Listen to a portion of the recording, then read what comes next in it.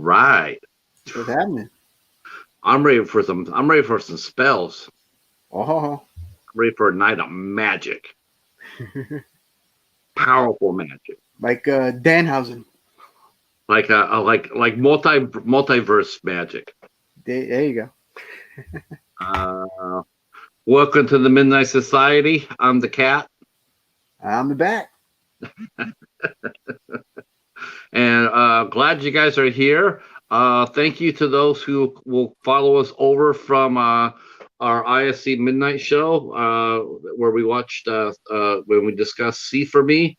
Those who are coming over and following us here tonight, thank you so much. It is Sunday night action. Me and Al will be here from 8 to 10. And then we're going to be passing on the torch to the lovely Gory B movie. And over at the Gory Hole. I think tonight is their last. I think tonight's the last night where they draft their warriors. We will definitely be going over there after the show, and trying to put Joe Armstrong into the mix. Yeah, At least get his name in there. definitely. I don't know how he'll do, but we'll at least try. Indeed. The Cheetah just came by. Hi, Cheetah. Uh-oh. Cheetah in the house? Cheetah's in the house. Now he's. Yeah, I made a new video of the cheetah versus the foot. Saw that. Ta-da! There he is. This is my familiar. Since I'm covering Doctor Strange, There you go. Doctor Strange is familiar right here. It's the cheetah. Hey, Paladin. You ready for a night of magic? Think so. So yeah, this is going to be a lot of fun. As many may or may not know, there was a lot of superhero movies in the 70s. In early 80s, we had of course we had the Spider-Man series, we have the Incredible Hulk. Ding, ding, ding. Yeah. Let's see, what else did we had? And they try to introduce different Marvel characters, like in the Incredible Hulk, the movies. They try to introduce Daredevil, and they try to introduce Thor, and yeah, and they could, this is interesting in the fact that a lot of people say, well, who when they introduced Doctor Strange as a solo movie in the MCU, a lot of people were like, really? Has that, I don't think, who's Doctor Strange? right. I think not very many people know that that they had tried a Doctor Strange movie. This was actually a pilot for a potential series. Yeah. This was set up as a pilot. Oh wow, the chat just rolled in. There we go. Hi June, hi T Betty, hi Vanessa. Welcome back, Echo. Everybody's in the house. Thank you. Wow, everybody's rolling in. So they try to make a movie with Peter Hooten playing the Doctor, and along with Clyde Katsu, who played Wong.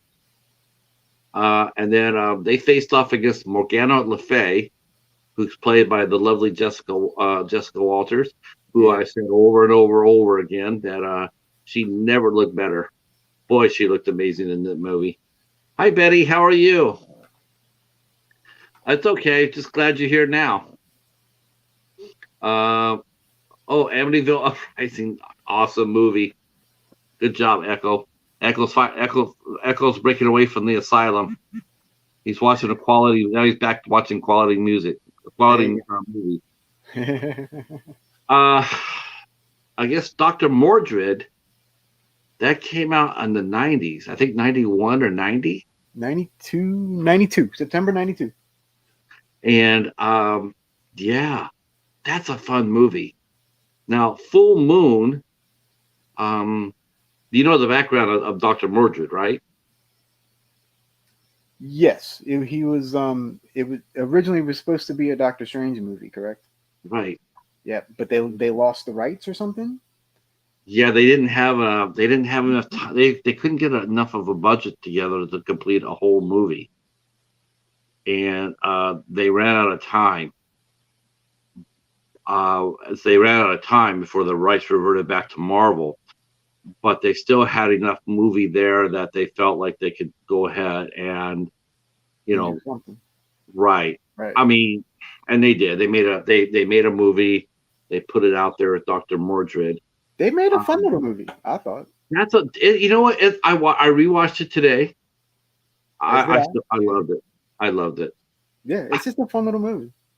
It really is. You could definitely see where they're going to go with it. Mm-hmm. But yeah, Oh yeah, I it definitely had a ton of potential for sure to be even better.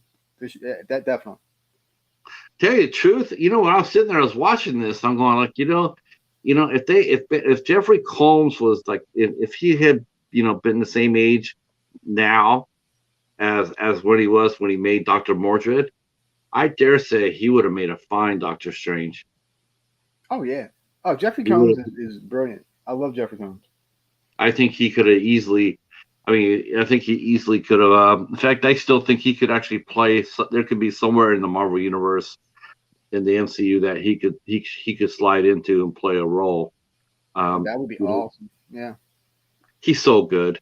Yeah. Jeffrey Combs is Very underrated, I think, for sure. very underrated. Mm-hmm. He did a lot of Star Trek. He was the saving grace of Enterprise. Yeah. He his Tellarite, the Shan, he was the saving grace. And back with Full Moon, back when Full Moon actually used name actors in their production, so they still had enough money to do that.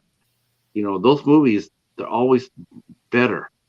You can always tell when they had the bigger budgets, Yeah. they sank them in there, and the movies are always that much better. I mean, you look at Trancers. I mean, you had Tim Thomerson and Helen Hunt, Academy Award winning actress Helen Hunt. Well, not yet, but Was she won an Oscar? Or maybe she got nominated, but she definitely won Emmys. yeah. So I mean, if not People's Choice, or Golden Globes, maybe Golden Globes. I'm thinking about. But the level of the star power in those movies. I mean, look at Doctor Strange. You had Jessica Walters in it. Back then, Jessica Walters, when that movie was made in the 70s, she was a big star. Yeah. Yeah. She did TV series. She won awards. A lot of people, they didn't know who she was until she popped up on Curb Your Enthusiasm, but she'd been making movies for decades before that. Let's see. T. Betty just watched Dr. Mordrid. She did. I know. A little bit. I know June did too. June, a little bit. Yep. Yeah. So we're gonna talk about which movie was better. We both love them, but we're gonna see which one. Which one. We're gonna talk a little bit about each movie. I don't know who's gonna go first. Well, I figure since your movie's older, you can go first. Oh, okay. So, and since I'm the older of the two, right? Just slightly. Yeah. Months, yeah. So again, like I had mentioned, Doctor Strange came out in 1979. This is the time where they're doing the Hulk. They tried the Spider-Man series, which failed terribly. Do you remember the Spider-Man series? Vaguely, I've seen an episode here or there. Yeah. So Spider-Man series came out, starred Nicholas Hammond, and Nicholas Hammond, up to that point, the biggest thing he had done, he was one of the Van Trapp children in The Sound of Music. So they cast him as Peter Parker in Spider-Man, and here's the funny thing. Here's two things about the Spider-Man series. This tells you how bad Marvel was. They were hurting so bad. The Spider-Man, he wore some sort of white utility belt around him, right? His white utility belt. and he didn't talk. So those who were complaining about Deadpool during Wolverine, where he didn't talk, there was precedence for that. Right. Yep. Oh, where'd he go? I'm still here. I'm just doing something. Okay. He had to fly away. Yep. So they tried to make the Spider-Man series, and it didn't work very well. They ran it out for a series, and it didn't do well at all. The fans just absolutely rejected it. They wanted nothing to do with it, and it was gone. I think it lasted like 10 episodes. But NBC Universal, or at the time NBC or Universal at the time, they wanted to try it again, so they made Doctor Strange, which aired on CBS back in 1979. This movie starred Peter Hooten, who was actually a soap opera star at the time. He did some soap operas, and he was cast as Doctor Strange. Clyde Katsu, Clyde Katsu played Wong. John Mills, the father of Haley Mills, or Juliet Mills, I believe, played Lindermer. And that was just for the Ancient One. He basically played the Ancient One. Right. And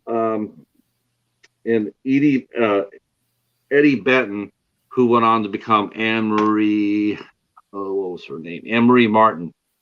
She went on to do Sledgehammer, but this was her first role, and she was underneath her name in this movie was Eddie Benton. That's what she was calling herself. So that's weird. This is a origin story. This is the pilot. This is made and shot as a pilot for a potential series.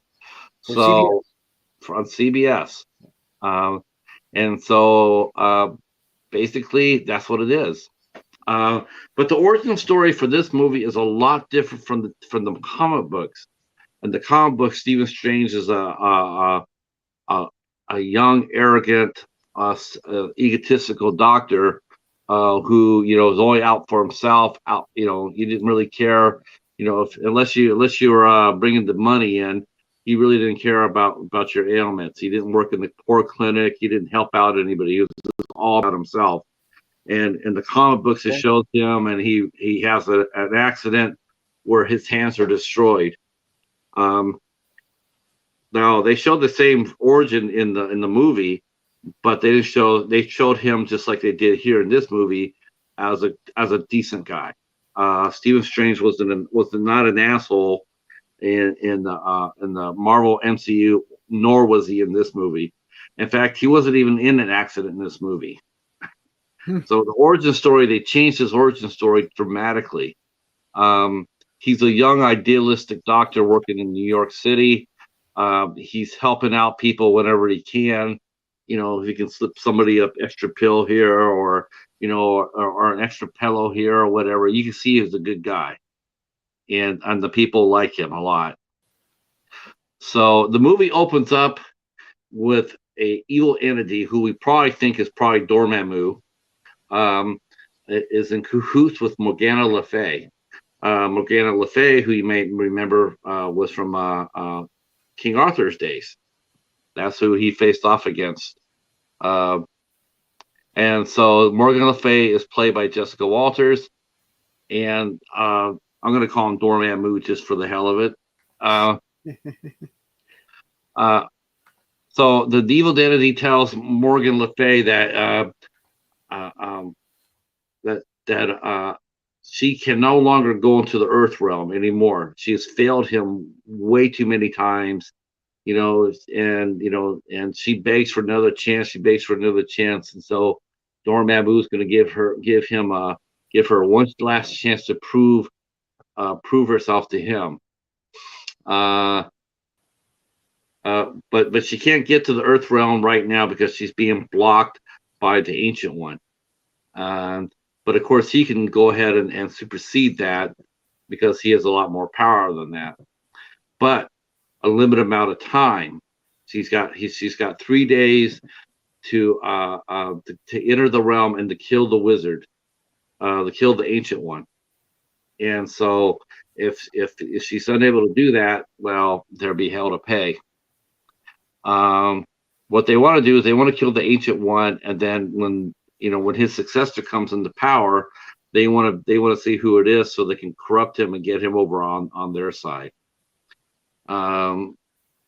So what happens is, and this they actually took some time and effort into this movie, which I appreciate. Mm-hmm.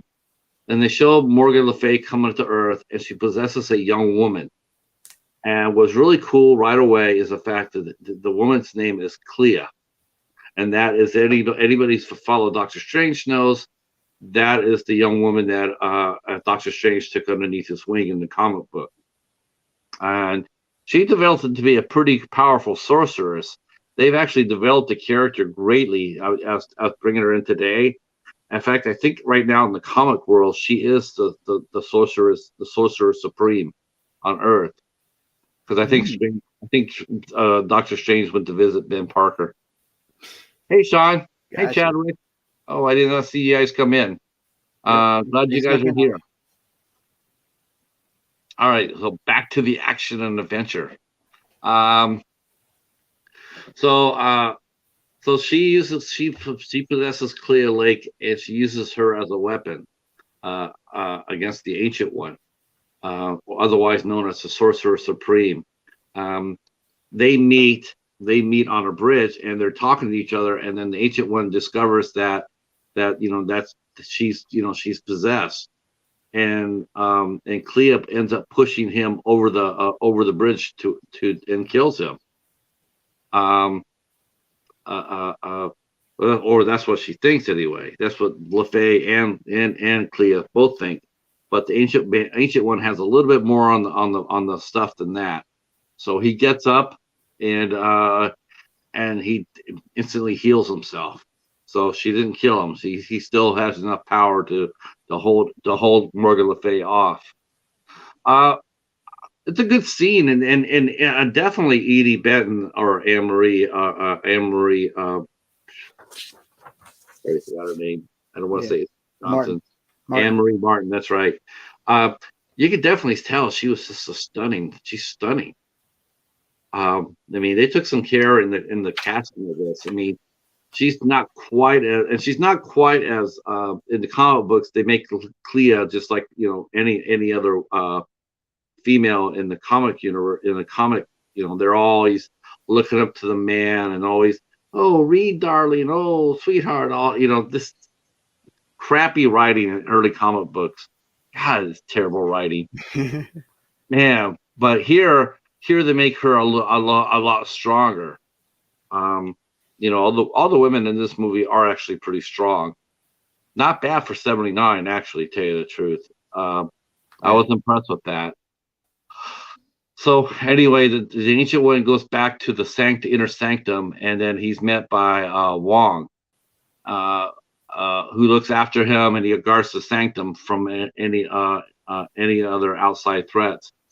And he asks Wong to go find this woman, Clea Lake, for him. So Wong goes ahead and does that. But she's suffering from the psychic after effects from being possessed by Morgan Le Fay, and then she also has bad dreams of Morgan Le Fay too, and that takes her to the hospital, where she's put underneath the psychiatrist, Dr. Stephen Strange.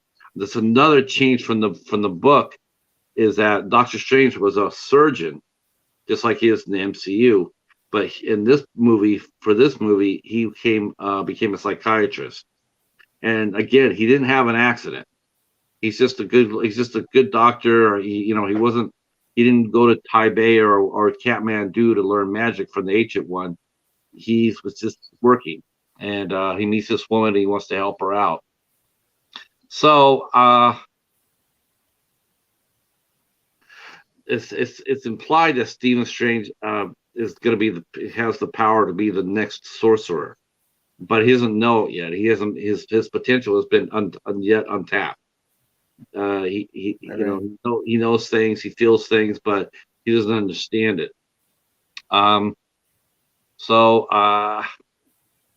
let's see.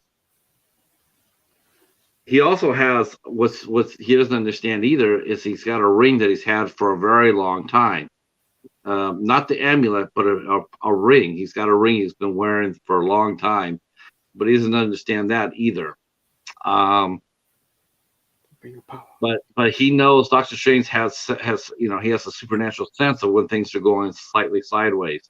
Like that's how he's able to help his patients because he has like a sixth sense around, which of course will set off the Ancient One to know that Stephen Strange has abilities. Mm-hmm. Or in the words of the Black Star Ninja, he possesses great skills. Great skills, yes, great skills. We should make a meme of that. Huh? We should make a meme of that. We should. Yeah, we should. And pop it up. He possesses great skills. You have to say it just like that too. So at this time when I was watching this movie, because I actually saw this movie when it first aired. So I did not because I wasn't born yet. Well, I was born and I did watch it. So I'm just going to take a break here real quick just to give you my thoughts. I think it worked. Whenever you watch this movie, I'm thinking, the origin got changed a little bit, but it got changed because I've always said this before about superhero movies. The hardest story to tell is the first one. Mm-hmm. It's the first one. The origin stories are always the hardest to tell because, yes, you as a fan, you know the origin stories. Oh, yeah, we know about Doctor Strange, yeah. But it's the person next to you who doesn't know anything about Doctor Strange. The only thing he knows is what he's been. This is his first experience with it. Mm-hmm. This is the first time he hasn't read the comic books. He doesn't know the lore. He doesn't know the mythology, or he doesn't know anything. All he knows is this is a new MCU movie, right? Right. So he comes and what he sees is what he says. Oh, yeah, that's the story. Though the story is not, a lot of people say, well, that movie was slow. That movie was, they did the same thing with Morbius and Venom. Mm-hmm. An origin story is the hardest story to tell because you got to introduce the characters not to the fans, but to the non-fans, to the people who are being exposed for the first time. Yeah. So while you already know the origin and you're like, hurry up and let's get to the fighting. They can't do that because they got to introduce the characters to the people who are new to this. Right. And believe it or not, there's always tons of people that are new to it. Of course, the vast majority of people. Yeah. I mean, you got to think about how many people actually read comic books yet these days, right? Right. What 1 or 2% of people? I mean, not even that. I mean, I see people saying, how much, it used to be Marvel and DC used to ship like up to 500,000 copies across, and sell them. But now I think a comic book that sells like 100,000 in a month, that's considered a big hit.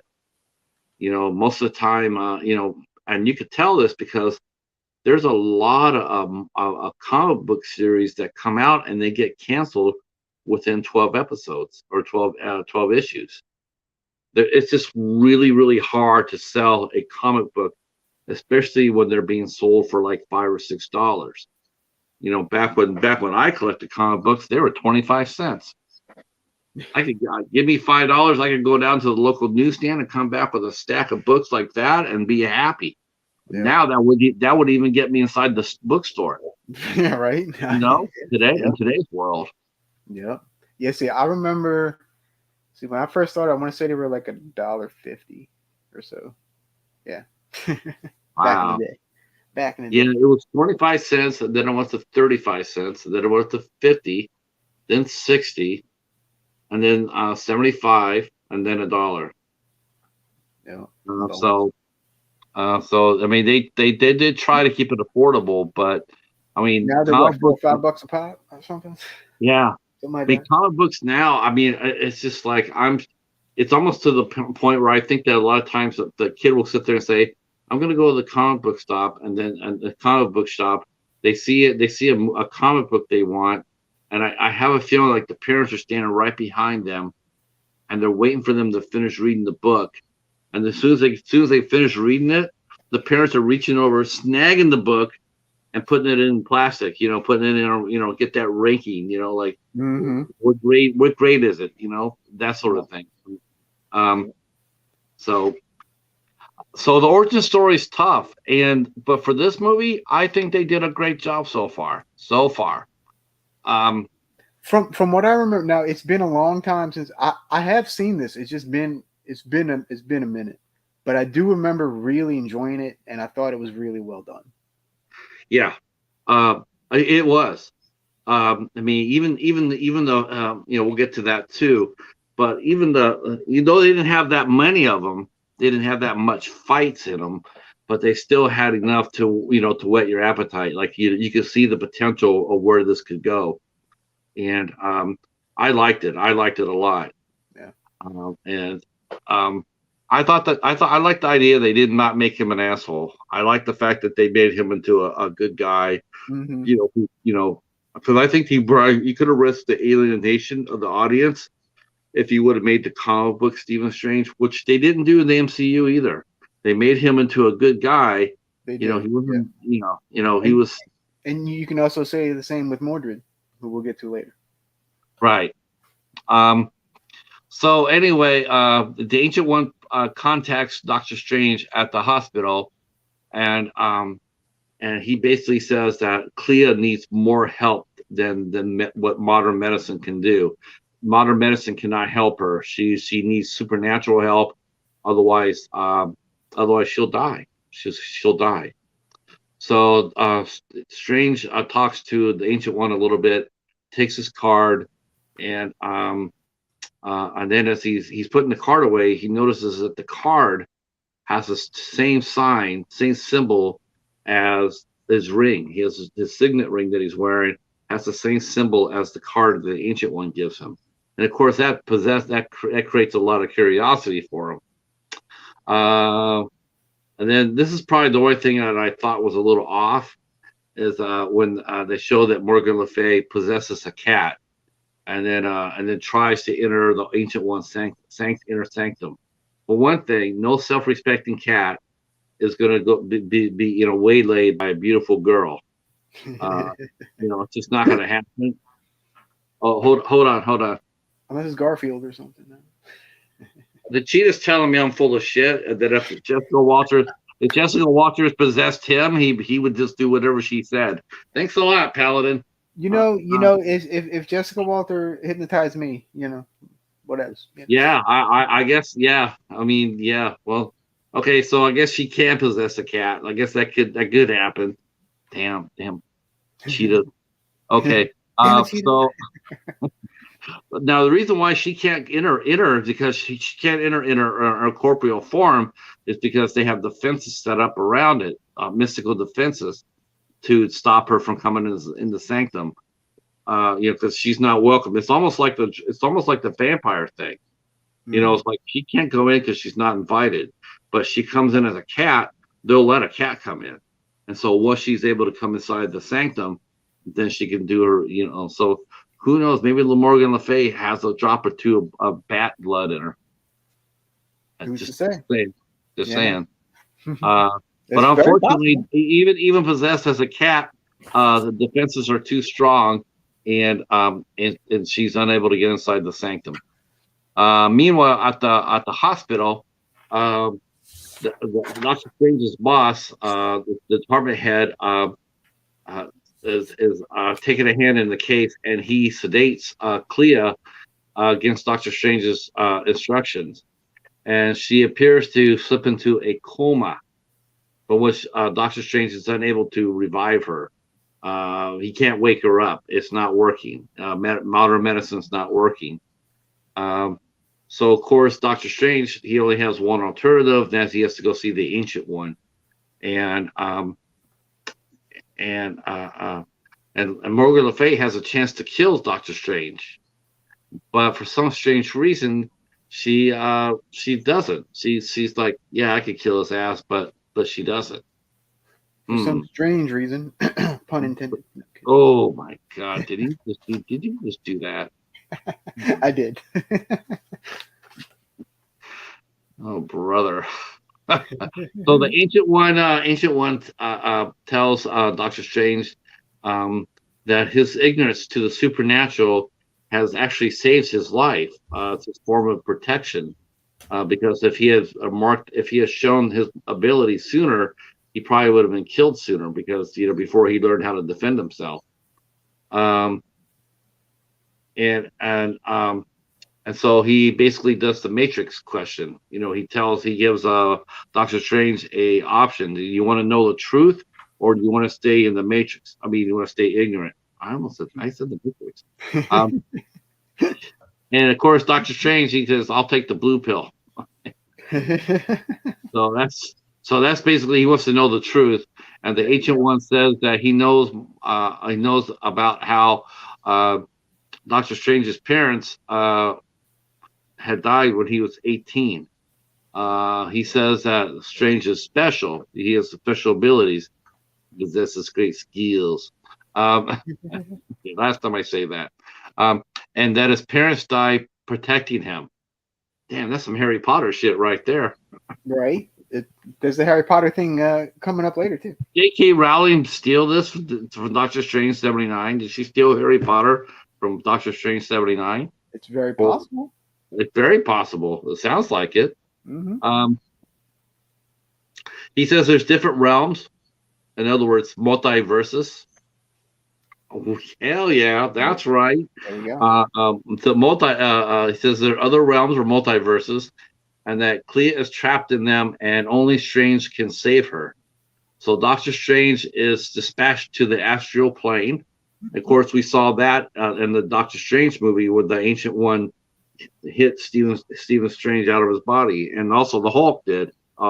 She also did that to the Hulk during Endgame, or when she knocked him out of his body. Oh yeah. So that's what the Ancient One did here, and so he dispatches Strange to the astral plane, where he confronts and defeats the demon Balrog, which I think is a made-up demon for the TV movie, because I don't remember seeing him in the comic books. Who Morgan Le Fay has sent to stop Strange from rescuing Clea. Strange and Clea return to the physical world. So Morgan Le Fay has struck out like 4 times at this point. This is not going to go well for her with Dormammu if she's not getting if she doesn't start earning her keep. Dormammu asked Morgan Le Fay why she spared Doctor Strange. Of course, she replies the only thing possible, and that is she has the hots for him.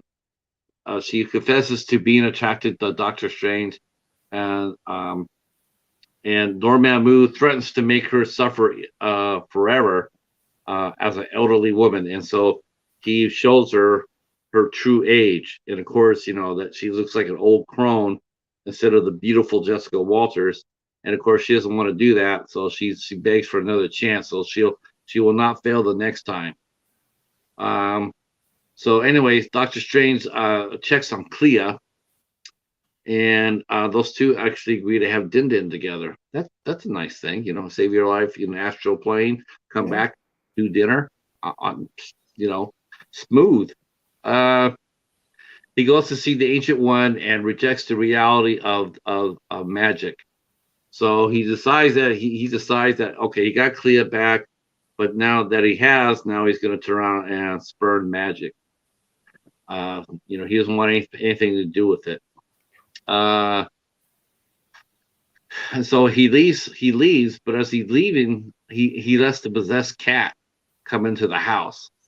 Of course, the cat is possessed by Morgan Le Fay again, and her and Wong have a wizard battle.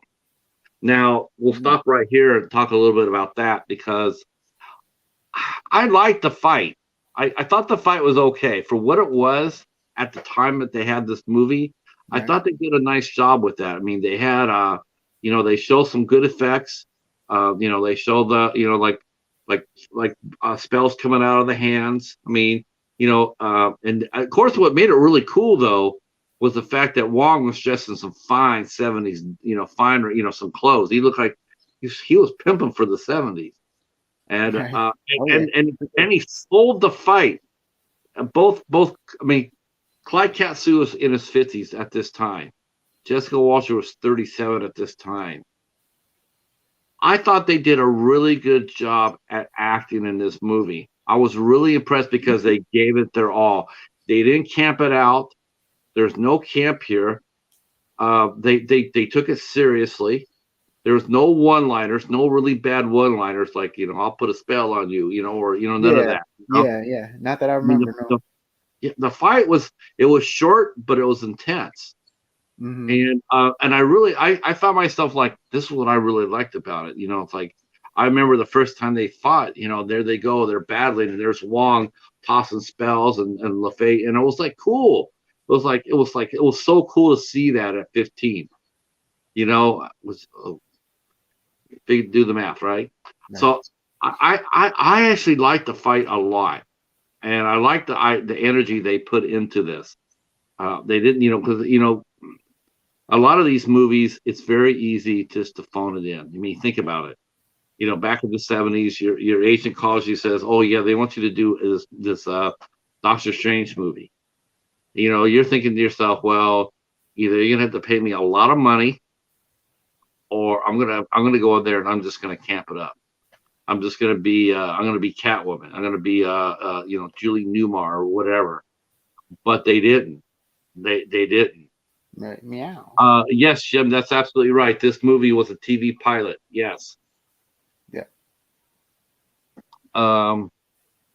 What is the most recent horror movie you should watch? I guess The Black Phone is getting good reviews. House Squatch. House Squatch is another one. Al reviewed that. I recommend House Squatch. House Squatch. Yeah, and I even interviewed the star of the movie, Mr. Tim Hatch. That's right. Hi, Bud Files. How are you? I'm sorry I didn't see up there. Oh, we got to catch up with our chat. You should have told me to shut up earlier, Al. You want to roll, man. You want to roll. Okay, let me go back here and say hi to everybody. Holy crow.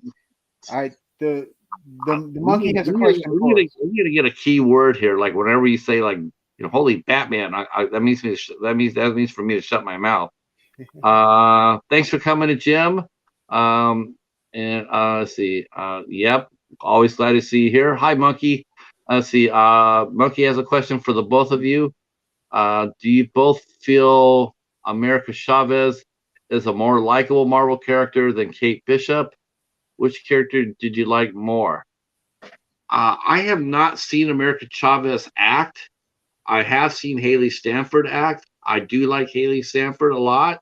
Yeah. So I would sit there and say that based on that, I would go with Kate Bishop. But like I said, I've never seen America Chavez act. So, yeah, I don't really have an answer for that one either. Because again, same. I haven't seen America Chavez, so I don't know. Let's see. Echo is mentioning. Did they give him the blue pill and not the other one that could lead to an issue that could be? Yeah. But then you would think that'd be part of the sorcery's book, though. Like, spells to go to the multiverse, spells to beat Dormammu, spells to in case that little blue pill. Would be convenient, wouldn't it? Yeah. Let's see. Doctor Strange didn't have any magically animated dinosaur skeletons, though. Oh my God. We're gonna get to that. Yeah, we're gonna get to that. Wow. He just called Doctor Strange out for that. Oh my God. Of course, the Kaiju Master would mention that too. Mm-hmm. Let's see. Let's see. Yep. Let's see. I think I read your question, Monkey. I hope I did. I haven't watched. She's in the new one. Apparently, the Multiverse of Madness. Who is? I haven't seen it. America Chavez. I haven't seen it either. Yeah, I haven't seen the new one yet. Let's see. I haven't watched Miss Marvel, but I really like Kate Bishop. Yeah. Let's see. I'll say she was in Multiverse Madness. Okay. Uh, let's see. Whoops, Monkey. You're right. She was fine. Still like Kate more. Okay. Yeah, but neither one of them stacked up to Morgan Le Fay. Let me tell you that right now. Morgan Le Fay is a yeah, it's just a fantastic character, and Jessica Walters was really good as her. She was so good in this. That's if I was going to recommend this movie, if I didn't like this movie at all, and I still had to only say one good thing about it, I would have to still sit there and say Jessica Walters because she was just freaking listening. Yeah, yeah, agreed. Like almost like Helen Mirren. You know Helen Mirren was an Excalibur, right? Yeah, yeah. He played Morgan Le Fay in Excalibur. Mm-hmm. Yeah, she sure did. She was a good.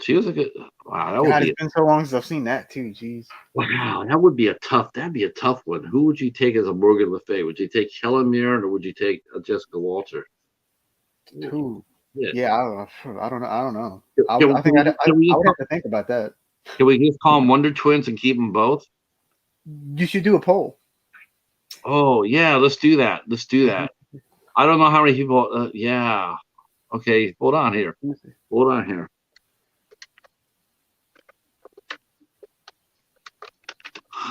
No, won't let me do it.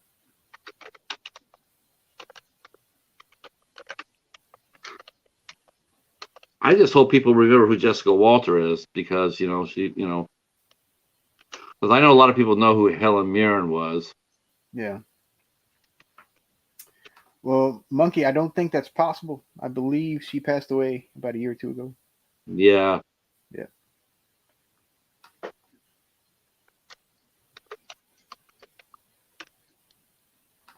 Yeah, give Super Friends with Wonder Twins live action. Dude, I'm down for that. Heck yeah. All right. John's in the house. I watched another Doctor Sleep. It was great. I've heard nothing but good things. I haven't watched it. Okay, so there's our poll. Who played a better Morgan Le Fay, Helen Mirren or Jessica Walters?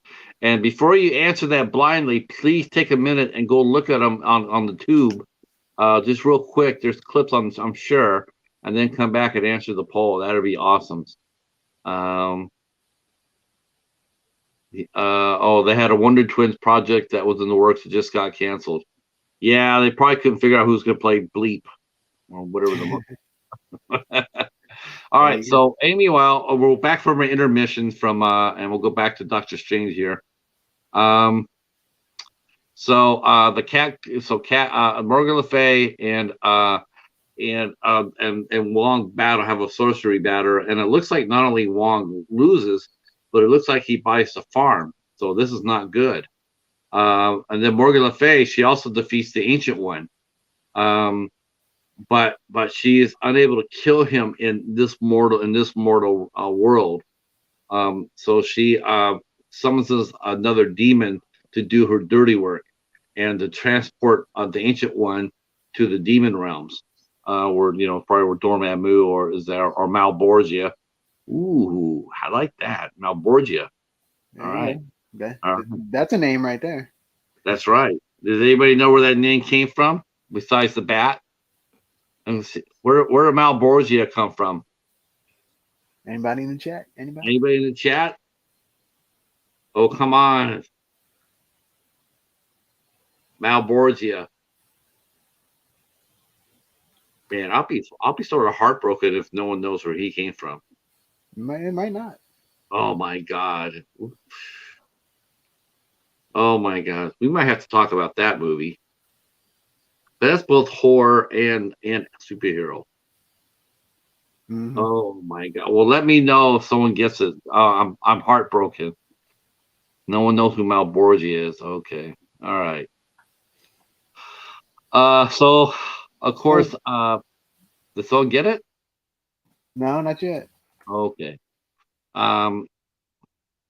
So so now the Ancient One is in the demon realm. So now he's captured. So he's powerless in there. And so Doctor Strange visits Clea, but Morgan Le Fay interrupts, promising that she will not hurt Clea as long as he comes with her to the demon realm. So he has to make a choice. He can save Clea's life, but he's putting his own in danger by going with LeFay to the demon realm. But he agrees because he's a superhero. Uh, Once there, he appears to be under her command. She offers him love, wealth, power, and knowledge. Love means her. Man, that would be a hard question, right? It's like, like, do I get a get out of jail free card? Can I sample the goods and then a get out of jail free card? No. Nope. You have to make your decision. What are you gonna do?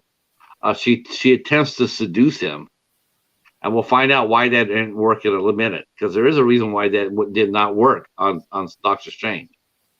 And on the verge of success, she asks him to remove his ring. What? Why would anybody want to take out the ring when you're, gonna get busy? But he protests that only the Ancient One can remove it. But she counters that he can do it if he tries. But he refuses. He's like, no, that's good. My ring's happy. I'm happy right there. See, there's my ancient power ring right here. Green Lantern. I should get a lantern for that,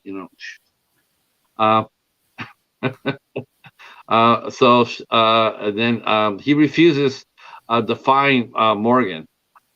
She attacks him, but he defeats her in a duel and rescues the Ancient One, and they return to the earthly realm, where he also revives Wong. Oh, Doctor Strange is getting powerful here. Mm-hmm.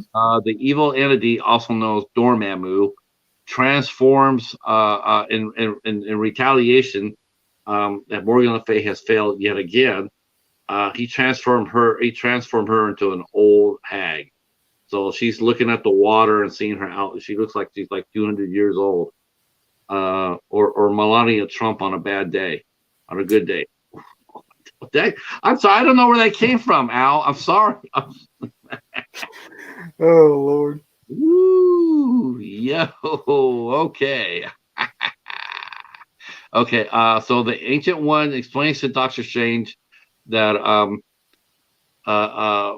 that he has to make another choice. He can either choose to remain mortal, or become the Sorcerer Supreme, foregoing ignorance and immortality. It basically could be immortality. He still could be killed, but in all sense, he's actually not really. He can't be killed because no one dies in the Marvel universe except for Ben Parker. That's true. Everybody comes back except everybody does. Yeah, poor Ben. Yeah, if I was Ben Parker, I'd be pissed off.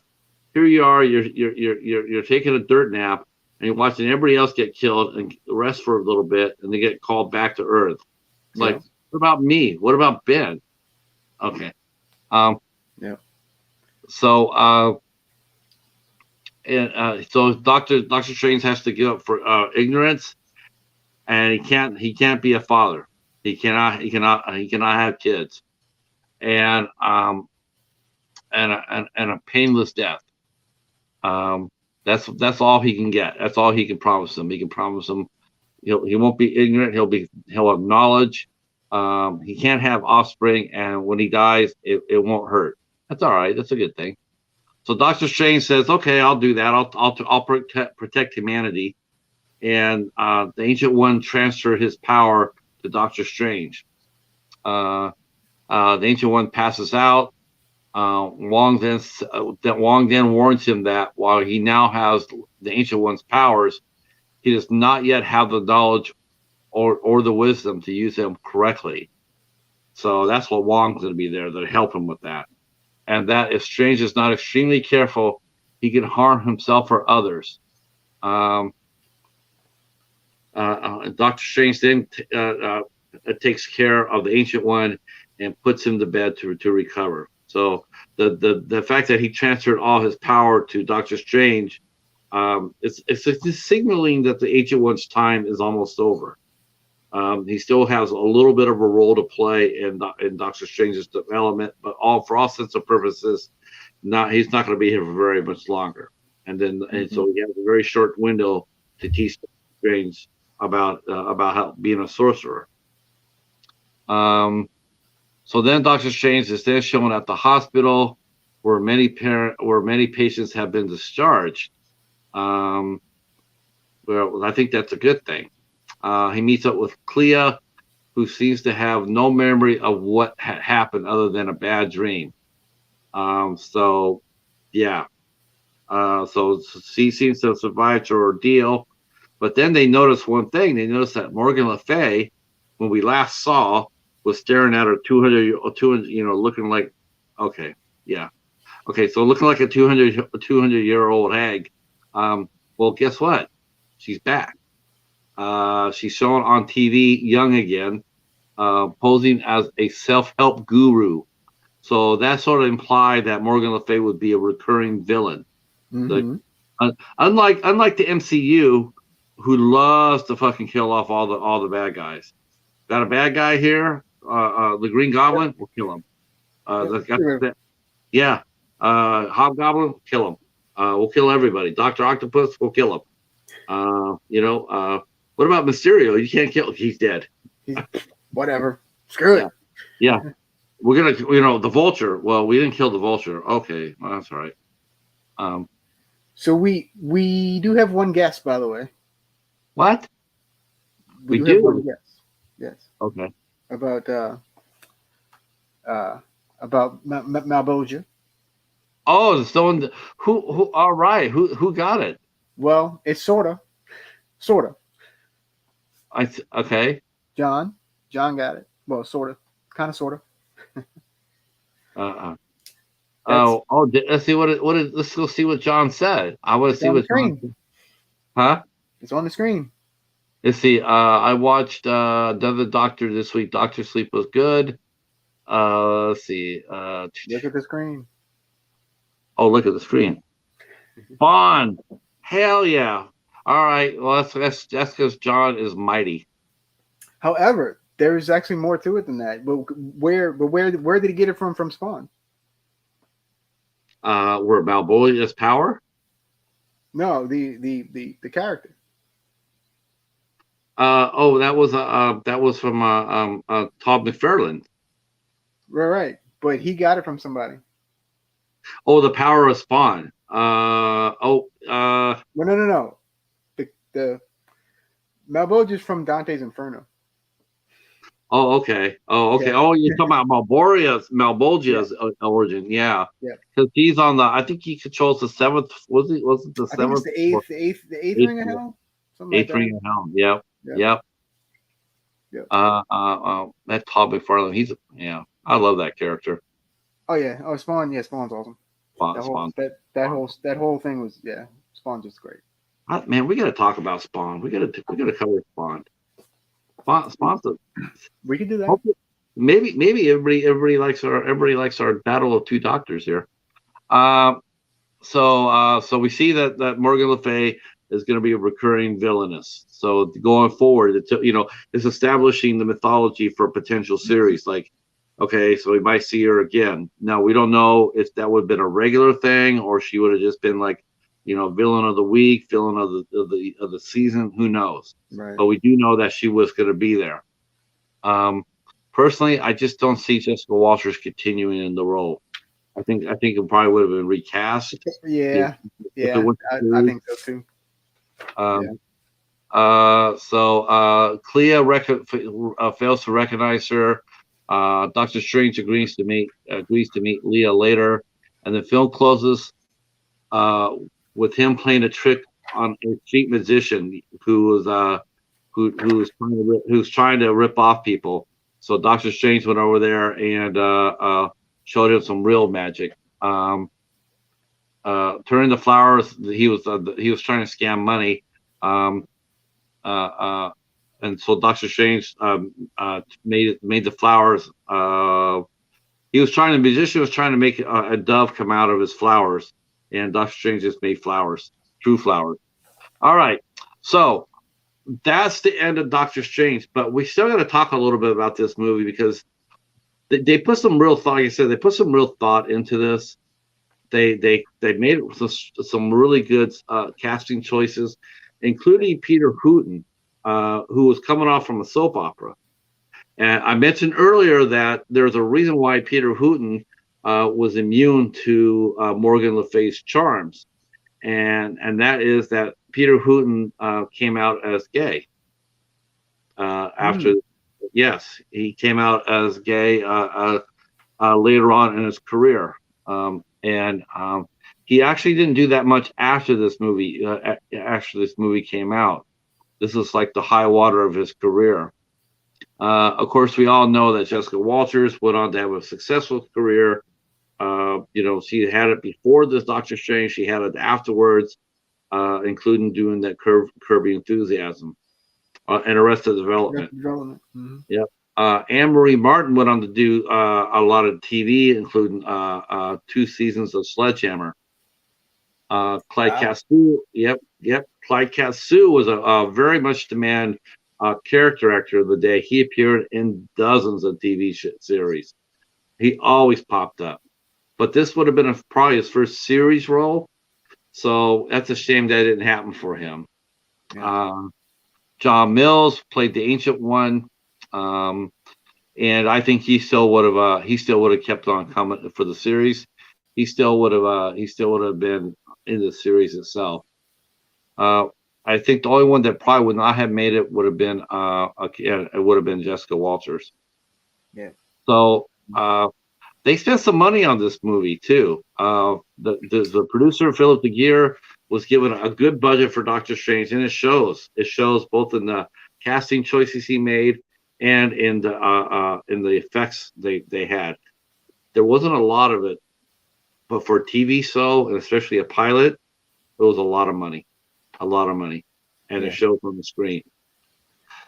Unfortunately, it didn't do well in the ratings. No. Because, do you know why? Do you know what it was up against? Yes, I remember that. I remember reading about that too. Which I didn't watch it. I feel bad saying this, but I never watched it when it came on the first time. I was 15. I was more into superheroes. Right. Exactly. It went against the monster known as Roots, which was one of the very first miniseries on TV. And actually, I do believe it was the first mega miniseries on TV. Of that magnitude, I would say so. I think maybe Rich Man, Poor Man came out first. But in terms of star power, Roots was the first. I mean, you go back and look at the credits for Roots, it's a who's who of Hollywood. It really is. Oh, yeah, absolutely. So, it didn't do that well. And the thing about it is, it deserved a better fate.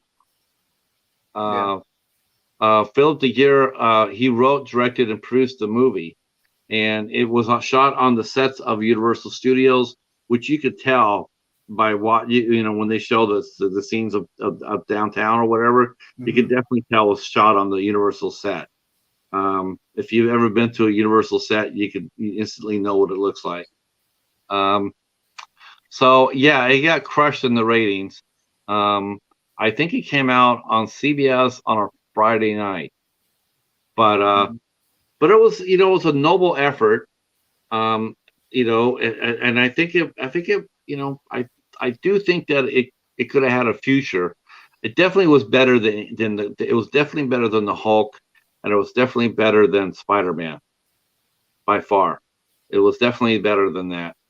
So, but definitely Spider-Man. Yeah. So that is Doctor Strange. Presented by one more thing about Doctor Strange. It also featured the very first Marvel supervillain to be adopted to live action. Oh, in Dormammu or Morgan Le Fay is the first Marvel supervillain to be a live action supervillain in a live action. Right. Yeah, I think it actually could be 2. I think you have to count Dormammu too. Because Dormammu, I mean, you look how he appeared in the MCU. He appeared as an entity there too. Though he was more of a voice than he was anything else.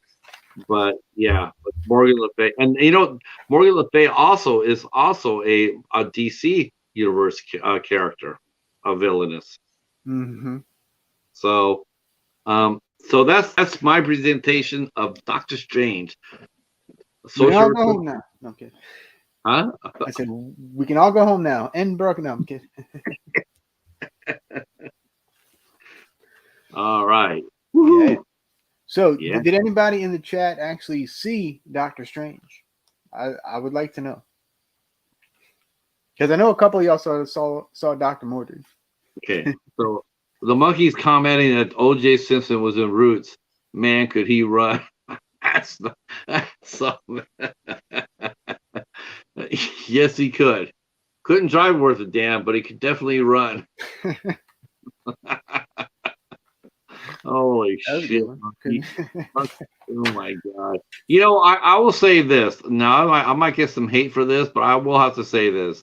O.J. Simpson was a pretty decent actor for what He he was was. doing. He really was back in the He- day. Yeah, Yep. I totally agree. Now, did the cat have a name in the movie? Oh, I don't remember the cat's name. I know it was a black cat. I think it was a stray. Because I'm writing down comparisons between the two movies. Okay. So if you think of the name, let me know. Just call it Paladin. No. Uh, Funny.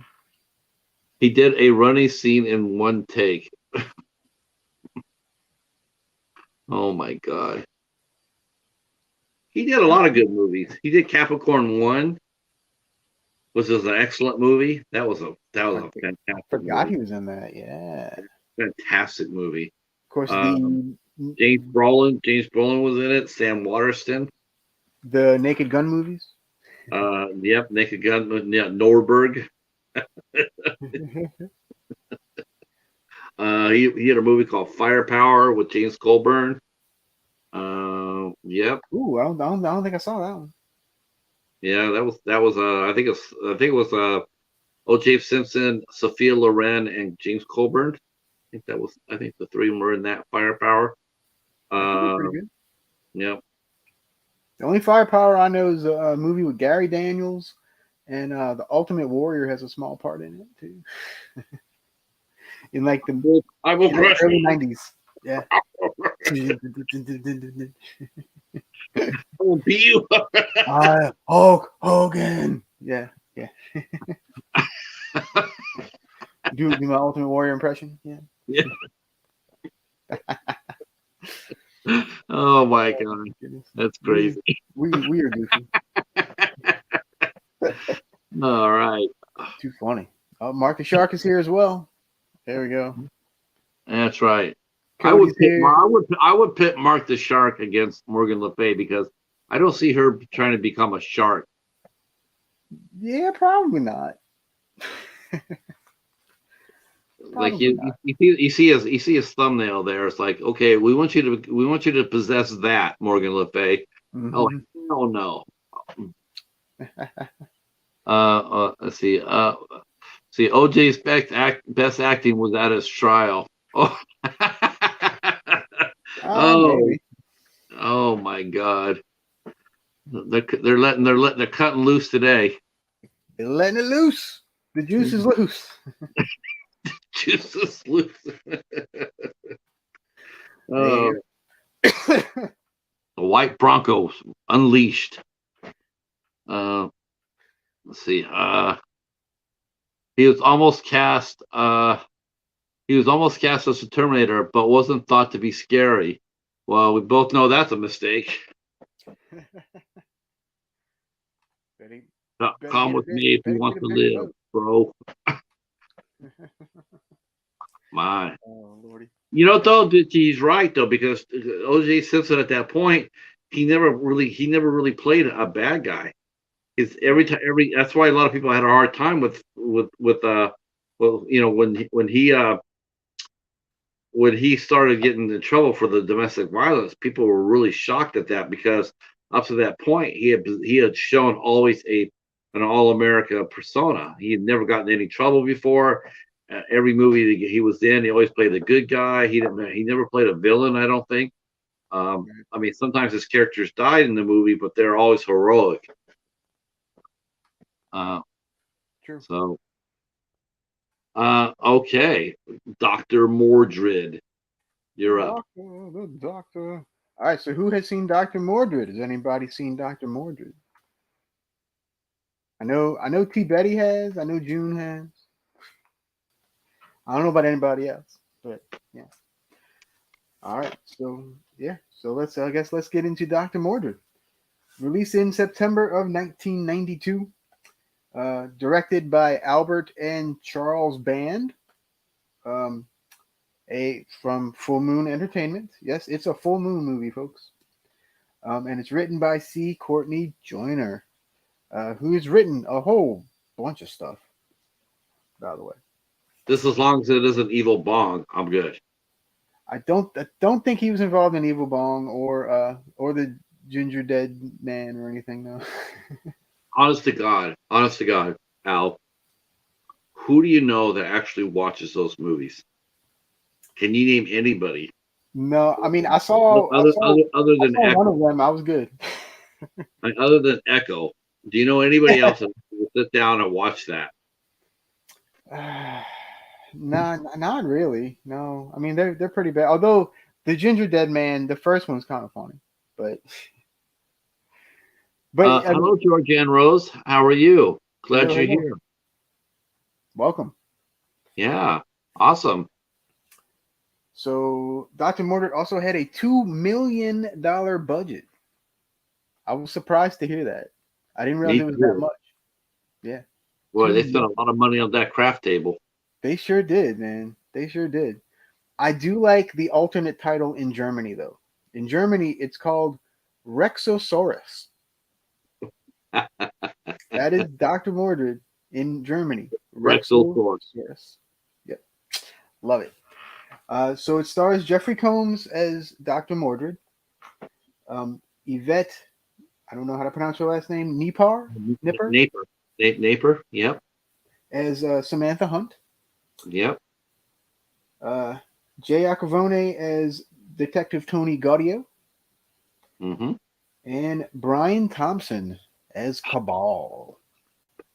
Now, for those that don't know who Brian Thompson is, he's the crazy killer in Cobra. Like he's like that creepy ass looking dude in Cobra. Dude, he was in Cobra, the Sylvester Stallone movie? He's like the main baddie. Yeah. Oh no, I didn't know that. He's the main. He's freaking. Oh, he was terrifying in that movie. Dude, he is terrifying. And I mean, he's been in all kinds of junk. The movie I mentioned last week. I mentioned the movie that I saw him in. That I absolutely loves his character, and he played a helicopter pilot in Miracle Mile. Yeah, sure. Great movie. Yeah. Let's see. He was Luke and the judge in Buffy. There you go. Wow. Yeah, I knew he was in Buffy, but I couldn't remember who he played. But yeah. Oh, and also a small part by a Friday the 13th alum. Miss Julie Michaels is also in Dr. Mordrid. And of course, Julie Michaels was in Jason Goes to Hell.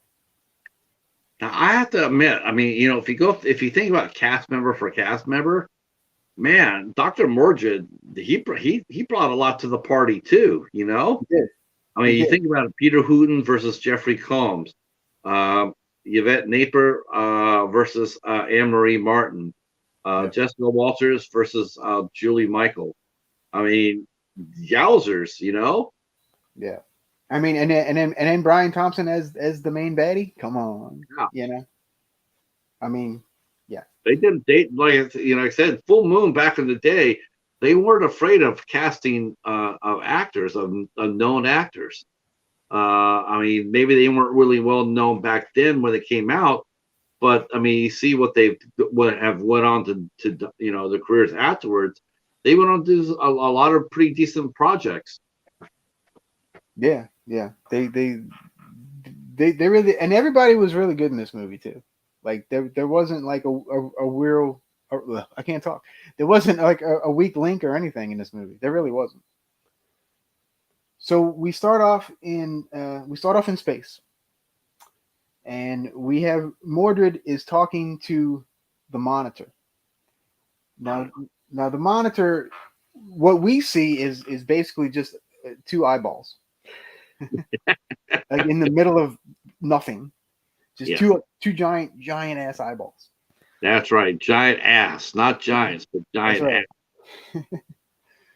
So the monitor sends Mordrid to Earth to go onto a mission, basically. So now Now, I was gonna say it's funny. This is not the first time we've seen the monitor either. DC, well, they did they did an event. In fact, they did a crossover event with Marvel, and they featured two villains called the Monitor and the Anti-Monitor. mm, Where do didn't you know think that. they got that from? I'm thinking they got that from Dr. Mordrid. Possibly, possibly. Mhm. I don't know. All right, so now we cut to Rio de Janeiro, and we meet Cabal, who is Brian Thompson. Who's, if you don't know, he's all jacked up. He's super built. In Yeah, this movie, he has like long blonde hair, and he's like chiseled out of granite, basically. yeah. And He's roided up. super imposing. Like I would not want to run into this guy like ever. He sort of looks like Brian's Bosworth, but uglier. Yeah, kind of. He has like a scar on his face. And it's I think that scar he's was gnarly. real. I think that was It scar. is. Yeah. I mean, it's not like Brian Thompson's an ugly guy. I don't want to say that. I mean, but he's got that villain look. Every time you see him, you think immediately of a heavy. Which Right. is why when he did Miracle Mile, it was so refreshing to see that he played a hero. So that Right. was We okay. I said Cabal, so MKF30 had to show up because Cabal's a Mortal Kombat character. uh, Yep. Yeah. Totally different Cabal. However, I do like to play as Cabal, especially in Mortal Kombat 3. But do you get to I say Paladin? so Cabal, he steals a bunch of money from an armored truck. From like he just kind of appears. He controls this guy. He takes the money, the whole thing, and he needs the money to he needs it to acquire the Philosopher's Stone. Does that sound familiar to anybody? Philosopher's Stone? Um, that sounds like some Harry Potter shit. It sure does, doesn't it? Oh, what? What?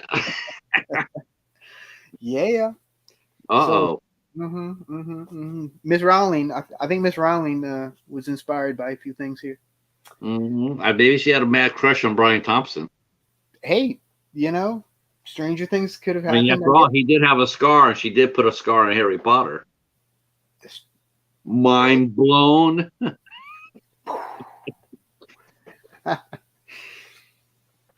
So now we cut to New York City.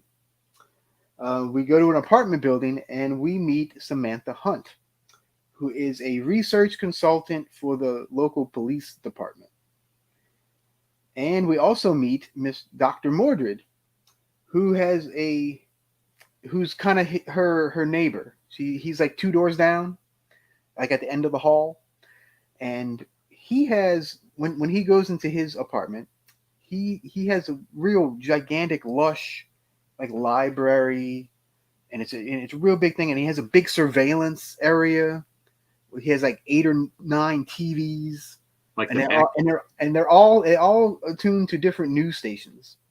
It's almost like a Batcave type setup. It is very much like a Batcave. Yeah, very very similar, but not quite as large in scope, of course, because this is an apartment. Yeah. Would it be like a spell cave? Yeah, that's I guess. I guess that's what you could call it. Yeah. So anyway, later on, Samantha ends up going to a lecture, and this lecture is actually being presented by Dr. Mordrid, who she had no idea who was going to be doing the lecture. And the lecture was called "The Criminal Mind and the Supernatural," is the name of the lecture he was giving. So we immediately know that something's up. They're both into like weird shit, right? So something's gonna happen. We just know this automatically. Mm-hmm. So now we cut back to Mordred in his lair, and he contacts the monitor. So the eyeballs show up again, and June said pretty eyeballs though. pretty eyeballs. They were pretty nice eyeballs if you're into that sort of thing. A quick update on the voting. We asked who played a better Morgan Le Fay. Yep. Jessica Walters, 90%. Wow. You guys rock. You guys rock. Wow. That's neat. Good job, chat. Good job.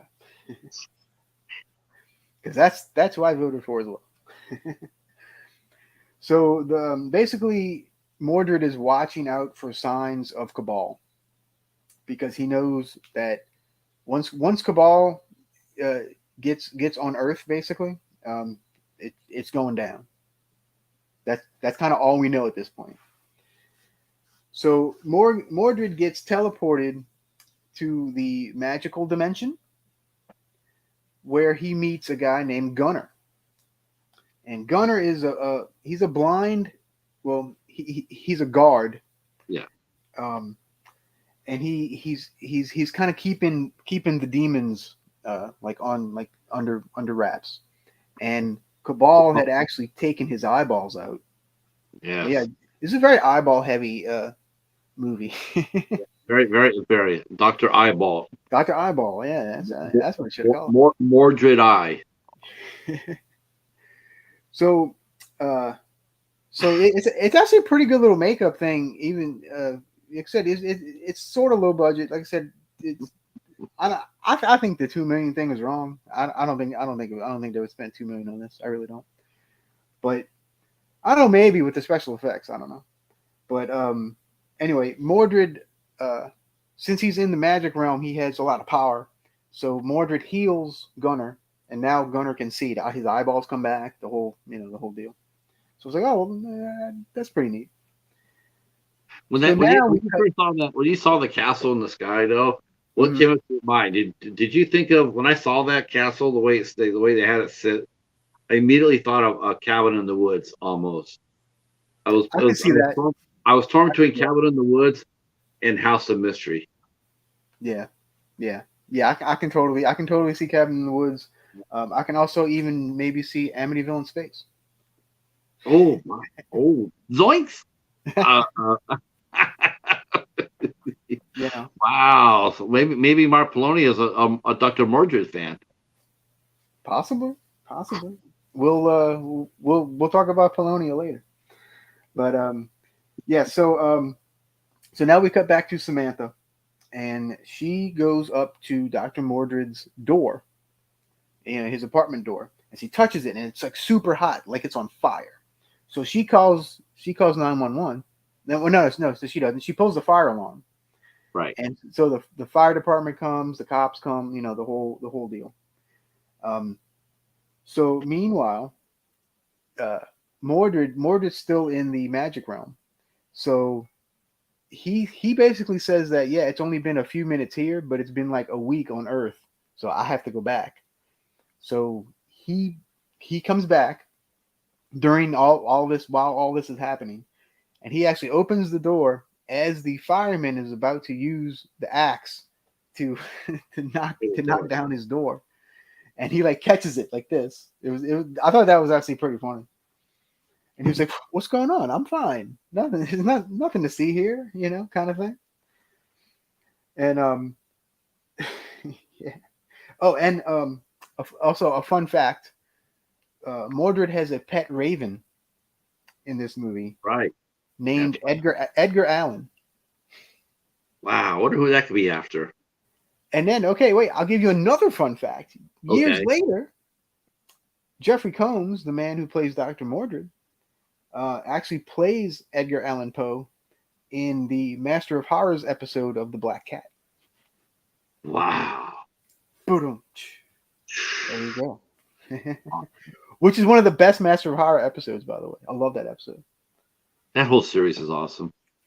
It really was. I actually like, yeah, I like them all, but that one really stood out to me for some reason. Yeah. It always has. Those things are hard to find. Yeah, The Master of Horror episodes, they're hard to find. they're on TV. I've only found 3 of them out in the wild. Mm-hmm. Well, if you ever do want to rewatch them, they are on Tubi. Tubi. All right. So Cabal returns to Earth, and Samantha learns that Mordrid is actually her landlord because she sees the check that she wrote like on his desk, and she's like, "Wait, are you the landlord?" So nobody knows that Mordrid is actually the landlord of the whole apartment building, which I thought was kind of a funny little side gig for him to have. But yeah, but Cabal comes back to Earth and he meets up with a guy named Adrian and a girl named Irene. Adrian is played by Keith Kaloris, and like I said, Irene is played by Julie Michaels. Yes. And they're all like like long-haired late 80s rockers type of people, with the studs and the all that stuff. Yeah. So they actually have some diamonds, and they give them to Cabal because he needs all these diamonds. They never really explained it that well. I don't think, but he needs all this crap to get to the Philosopher's Stone. Yeah, he's an alchemist. So Yeah. he's that's the kind of wizard he practices. His wizardry, his sorcery is as alchemy. Right. Changing elements to whatever he wishes. Mm-hmm. And apparently diamonds are easier. I don't know, but at this point, we now get a lovely scene with Cabal and Irene. Yeah. He gets naked. He gets naked. She definitely gets naked. And yes, it's a whole weird scene. It's kind of out of place. However, this is a Charles Band movie, so there's Yeah, I'm just wondering why would Cabal kill her and not the goofy guy? He's like, that dude, didn't make a lot of sense. Yeah, it's like, dude, why do you want to do that? What do you want to keep the gorgeous babe and then get rid of the guy? I mean, damn. Well, I guess he figures he's going to kill them both anyway. So I don't know. Okay, we'll kill her afterwards. Don't take her off. Don't take her out of the movie now. Because Keith Kaloris was probably cheaper to get than Julie Michaels. She looked great. I'm so used to seeing her in blonde hair in Roadhouse. Always weird seeing her with the dark. As dark haired, and the dark raven hair. Yeah. Yeah. And she was really good in this little role she had. She was super chirpy. She was really chirpy and had a real bright voice, real good speaking voice. It's one of the questions if I ever get a chance to talk to her, I would really like to know why she went into stunts more than she did acting. She became a very, very well-known and respected stunt person. Mm-hmm. I mean, she's like, it's just, I mean, I haven't seen a better-looking stunt person other than Zoe Bell, as far as women goes. I mean, like, could be actors. I mean, Zoe Bell is really pretty, and Julie Michaels is gorgeous. Even today, she's just drop dead gorgeous. Yeah. And I always wanted to know why did she leave? Why did she leave acting to go into stunts?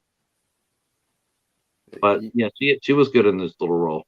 Yeah, no, I agree. I think everybody was good in their parts in this movie. Yeah. For them, they really were. Nobody was miscast or anything. Like a lot of these movies. Like, no, this was actually well casted.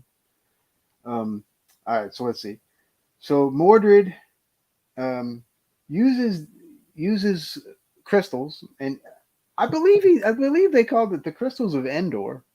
That's what it sounded like to me. I actually rewound it because I'm like, wait, did they say Endor? Like the Ewok village? Like Endor? That's what it sounds like.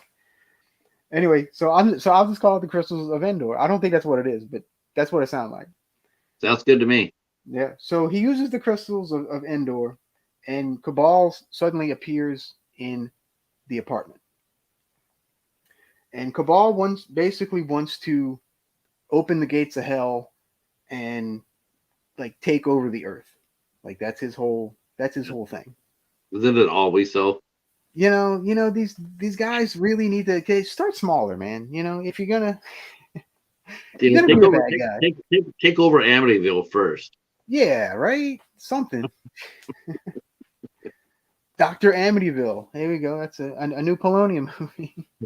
Welcome to Jurassic Park. Jurassic Amityville. There you go. Yeah, that's coming. Yep.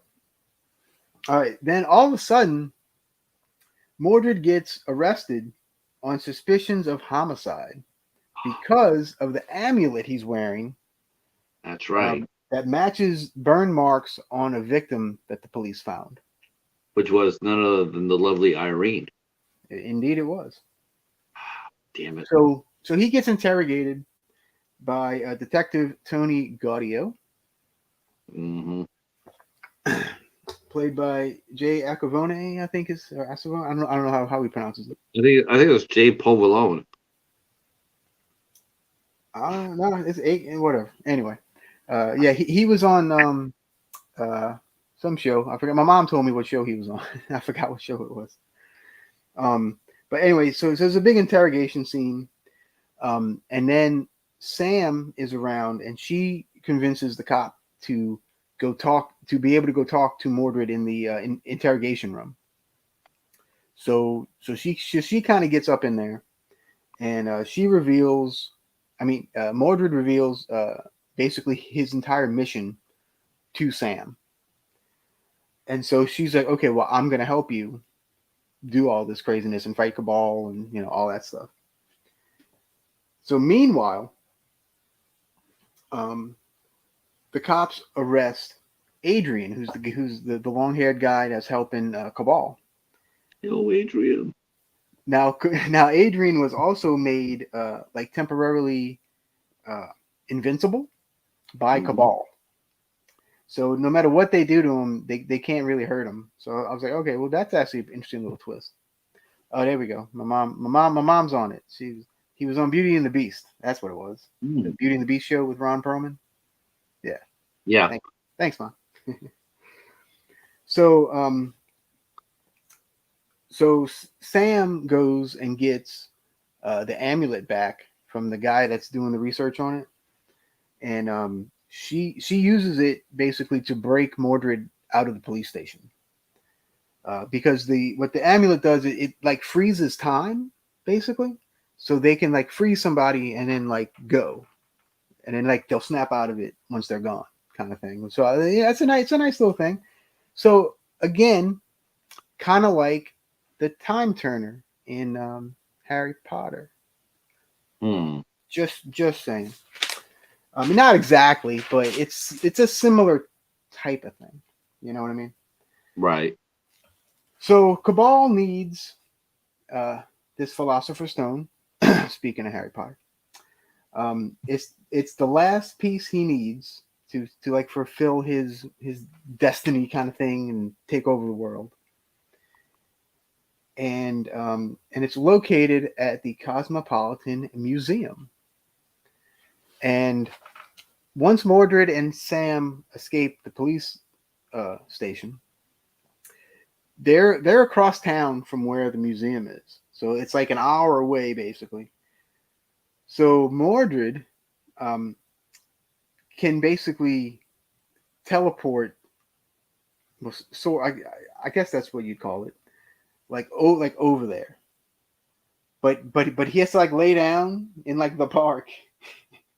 And like you concentrate stuff to like teleport across town basically. So he does that while Sam kind of stands guard over his body. So again, I thought that was kind of a neat little trick. And let's see. So Cabal is now sitting outside of the museum, and he's talking to this old lady, and it's a weird little conversation. It is a little weird. It was weird, and he kind of just gets up and he takes a vial and he throws it on the ground and he smashes it with his foot, and the vial was actually the spell that was making Adrian invincible. So now Adrian is no longer invincible.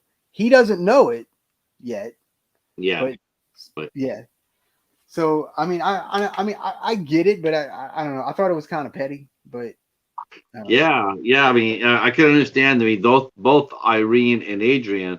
I mean, they were so gung ho to help him, and he yeah, they just, were all like, yeah, don't villains ever find out that good help is hard to find? Apparently not. Apparently they want to do it all alone and rule the world by themselves. They I don't mean, want. I mean, a good henchman is hard to find. They can be. They can't all be Igor. No. They just can't. You know. Or the henchman from Batman that said, like the penguin, they'll say tuna, then the other one would say mackerel. Yeah. Always like how they how the villain of the week always typed in a villain's the henchman's name with tied with their character. Yeah. Yep. I heard that. So yes. So Cabal enters the museum, and the museum's about to close. Do you think he paid to get into the museum, or he just walked in? I think he just walked in. I'm pretty Wow. sure because this is like minutes before they close. So I mean, I don't know if they're even charging at this point. Right. I don't know. So anyway, so the museum closes, and of course he hangs around, and let's see, and of course conveniently He hangs around, but not upside down. no, because he's a sorcerer, not a bat. So of course he finds the Philosopher's Stone in like 2 seconds. It's just kind of sitting there in this big glass case, Right. And it has the same symbol that Mordrid wears on his amulet. So, is this the point? I'm trying to think. This might be the point where we find out, because I didn't write it down. There's a point in the story where we find out that Mordrid and Cabal are related. Yes. And, yeah. That was a nice twist. And I actually cannot believe I didn't write that down anywhere. I don't think I had that written down. But yeah, I just thought of it because that symbol. So yeah, so they are they're brothers, correct? Yes. Mm-hmm. So yeah, so this is brother versus brother. They don't really bring it up though. That's the thing I thought was kind of weird. Like they don't, like when they see each other and stuff, they don't like bring it up. So yeah, you would think that. Yeah, you would think they would establish that a little bit better. So I don't know if they added that later.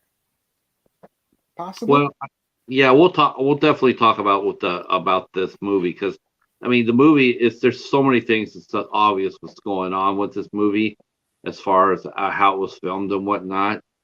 There's, but I'm going to let you finish first, then we'll get into it.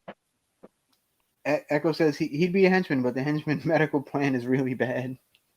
I like that. Indeed, and quite hazardous to your health as well. That's right. But we get a really cool nifty shirt out of it. And if you're and you fight for Catwoman, you get a hat. That is true. Yep. All her henchmen have hats on. All right. So let's see. So things you observe, right? That indeed. So okay, so the museum closes. He finds the Philosopher's Stone, and he starts doing his spells to awake the demons and whatnot, and just to try to start to take over the world, basically. Kickstart the apocalypse now. Yeah. He's like the time is now. right after the museum closes. Right. And so Mordrid finally teleports to the museum. Meanwhile, Astral play. yeah, basically, yeah. Yeah. So let's see. Do I have it written down here? Because I don't want to skip. Let me see. No. Okay. So Cabal. Okay. So Cabal basically gets thrown into um, a one of the glass cases that's still standing. Because Mordred takes his hands and basically just shoots these like lasers at Cabal and forces Cabal back, kind of like a boom, type of thing. It was a pretty nice little stunt, I thought. Good spell. Good spell casting. Yeah. And so Cabal gets up and he decides to reanimate a T-Rex skeleton that's hanging out in the lobby. So he just kind of goes phew, and the T-Rex comes to life. The skeleton of the T-Rex comes alive, and it's I don't know if it was stop motion or what. I thought it looked pretty good. Yeah, it's stop motion. It was. Yeah. It was. For what it was, it looked good. It looked better than CG.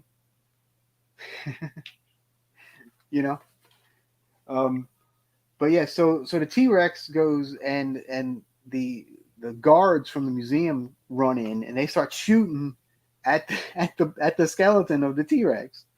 Yeah. And it is like, okay, what do you think you're gonna hit? You're hitting bone. Yeah, I'm gonna shoot it in the bone. Shoot it in the Right? funny bone. Max, shoot it in the funny bone. What the hell, man? But at least they hit the target. I mean, they weren't there. They were better than stormtroopers. Very true. Very, very true. So Mordred answers by animating a mastodon skeleton that's also in the same room. There's one scene in that scene there, though. I gotta sit there and say this. Dr. Mordrid. Well, you know what though? I'm gonna save this till after you're done though, because there's a reason why. I think there's a lot of reasons why certain things came out the way they did. Okay, I got you. All right, so Mordred reanimates the mastodon skeleton. That's right. And so the mastodon. So basically, it's now the mastodon versus the T-Rex.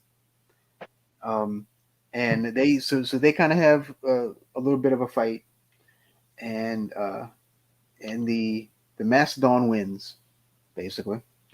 And then the mastodon turns to Cabal and kind of spears Cabal with one of his tusks. Yes. So definitely a cool way to go out, but Bored my big problem is that it wasn't long enough. Like yeah. The whole fight scene should have been at least double the length that it was. I thought. Right. However, I guess they ran out of budget. So June saying that he was the reanimator. He was indeed, and he yes. He did reanimate a dinosaur. Yeah. Yeah. Indeed he did. Let's see where we're at. All right, so yay, Cabal's dead type of thing. Mordred reawakens at the park. So he's back now with Sam. And lo and behold, who starts running at them? But Adrian. Good old Adrian. So Adrian's trying to kill Mordred, right? He has like a knife. And so Mordred uses the amulet that he's wearing basically to freeze Adrian, right? That's right. And then this, I thought this was actually pretty funny. So when Sam finally realizes that he's frozen, she kind of goes over to Adrian, and she kicks him in the nuts. I don't know why, but that cracked me up. It cracked him up too. It definitely cracked him up as well. Yes, she just went, "Oh yeah." Scrambled eggs, anybody? Definitely a funny little scene. Um, so let's see. Okay, so during this point, the monitor. We don't see the monitor at this point. We just hear him, and Right. he commands Mordrid to return to the magic dimension and leave Earth because he has revealed way too much information to the mortals. So it's like, oh, okay, that's actually pretty. That's okay. So so Mordred kind of has no choice. Like Mordred has to go. So let's see. So during this part, uh, remember Adrian's still frozen. Okay, he's like standing there with the knife like this, but he's frozen. So there's actually a line that I think was a flub, and they just left it in. Because I actually rewound this 3 times because I was like, did he say what I think he said? Okay, so when right before he basically leaves Earth to go back to the magic dimension, Jeffrey Combs, the guy that plays Dr. Mordrid, says, "Take care, Yvette." Yvette is is the real name of the lady that plays Sam. Oh. Yeah, he said. I rewound it 3 times to make sure that's what he said. He says, "Take care, Yvette." So yeah, it was just a flub that got left in. I thought that was really hilarious. Awesome. Continuity error. Yep. So Mordred disappears like out of nowhere, and of course, when he disappears, Adrian comes back. Like wakes up and immediately gets arrested by the cops that were in the neighborhood for attacking Sam. I thought that was clever. So now we cut to a little while later, and now it's Christmas time, and Sam is hanging out in Mordred's apartment because he had kind of left it open for her to go check out, because she's a researcher and stuff. So like she has access to his library and stuff. So I thought that was kind of neat. So she's hanging out in the apartment, and said it's been a few months. It's been a little bit, and you can tell she kind of misses him and stuff. And all of a sudden, Mordred appears in the apartment, and he thanks Sam for watching Edgar, the Raven, and he basically invites her to come with him should he be called away again. So that tells me that he's back for now. Right. And so there may be more adventures, and if there are, she'll come along and help out, kind of like she did in this one. And then that's how Dr. Mordrid ends. So yeah, I really enjoyed it. It's a really fun movie. It's a really fast-paced movie too. Yeah, there's a lot. It's very fast paced, and there's a lot of reasons why certain shots the way they were. First of all, we have to tell people this is that the movie was incomplete. Yeah, this movie was not that. What you watch is not a complete movie. I mean, the scenes where he's standing there, like when they show Dr. Mordred standing there and he's just staring there off into space. He's not like not moving at all. He's just standing there. He's looking like he's just looking elsewhere. I mean, that's probably the first thing I noticed. Like he'd be standing there and take him forever to react to whatever was going on.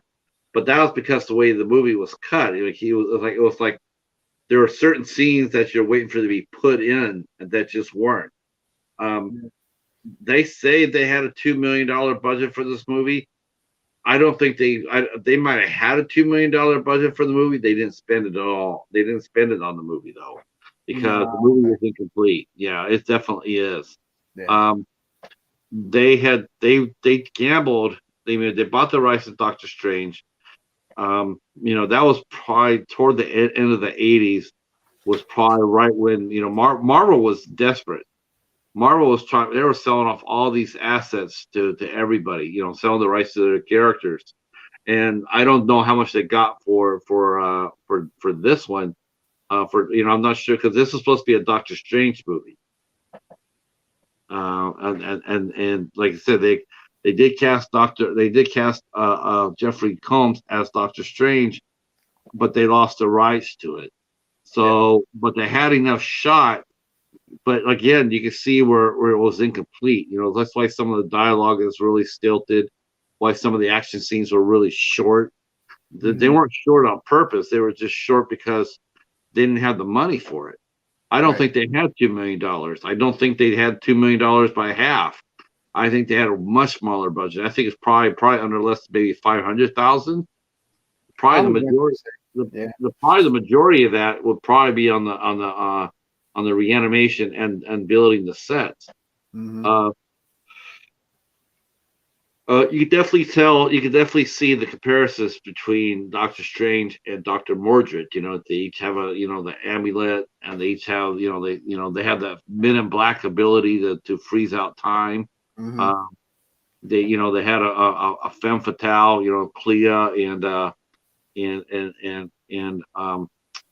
Sam. The chemistry between Sam and Yvette, or between Jeffrey Combs and Yvette Napier, was really good. I thought so, yeah. Also with Brian Thompson as well.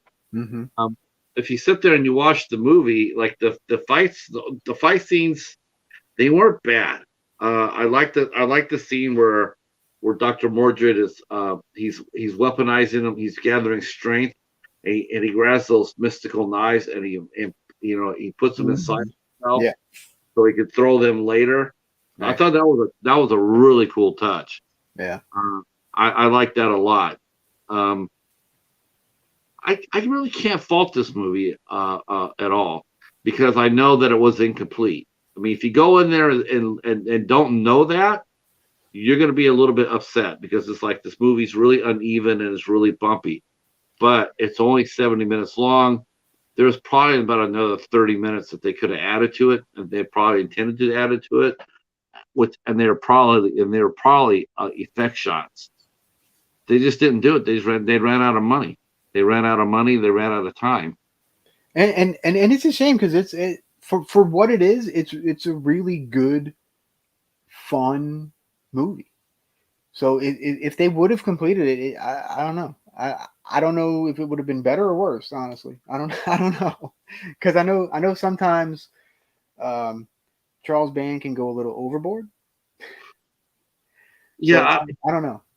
I think the only thing I wish they would have done a little bit better. I wish they would have made Jeffrey Combs a little bit more animated. Like, they have him in several shots where he's just standing there waiting for something to happen.